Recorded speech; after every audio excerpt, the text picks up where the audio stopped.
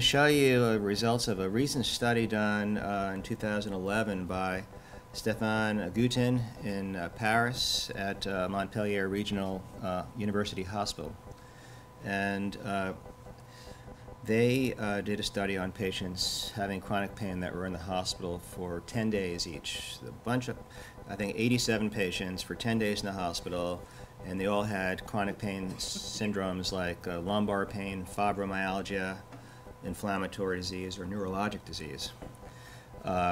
During the study, the group that was the music group was exposed to 2 daily sessions of 20 minutes of music via headphones, as well as blindfolds, and the nurses were trained to deliver the music.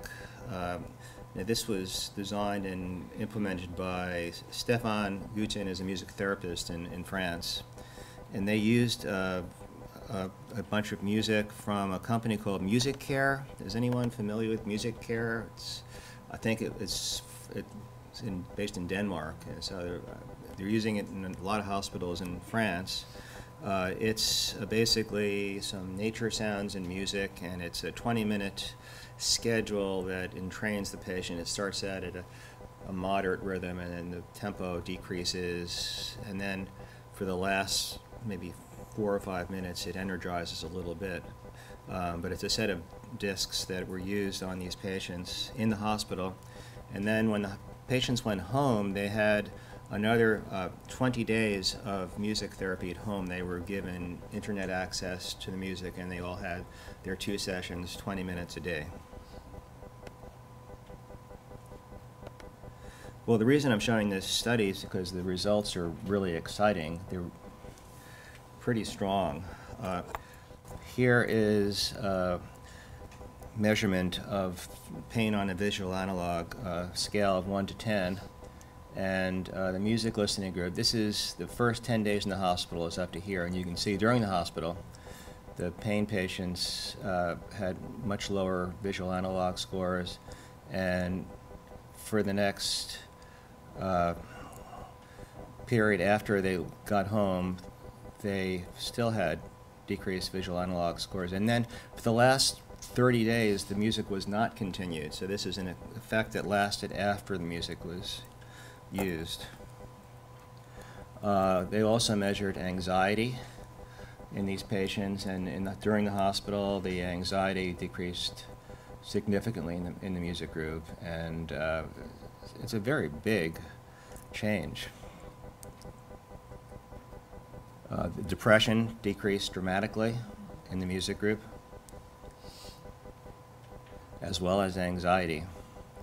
So we need more results like this. I don't know exactly what it is that they're doing. I mean, I know that they spent a lot of time training nurses and setting up a way to find out what the patients liked, personalizing music for them. And this is something you all do all the time, and I'm sure that those of you that are working with pain patients are probably seeing some really good results. There's not a lot of studies out there that show this, but this is something that maybe will convince the insurance company that this might be a more effective form of therapy in the long run as far as cost effect.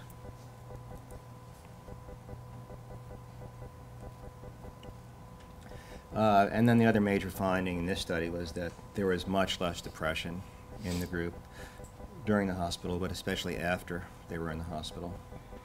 And here is basically a graph showing consumption of antidepressants and sedatives, and the music listening groups had much less consumption of antidepressants and sedatives, despite the fact that they had less anxiety and less depression. So that's pretty major. So to summarize benefits of music in chronic pain, we see decreased anxiety, improvement in depressive symptoms, less pain, and better quality of sleep.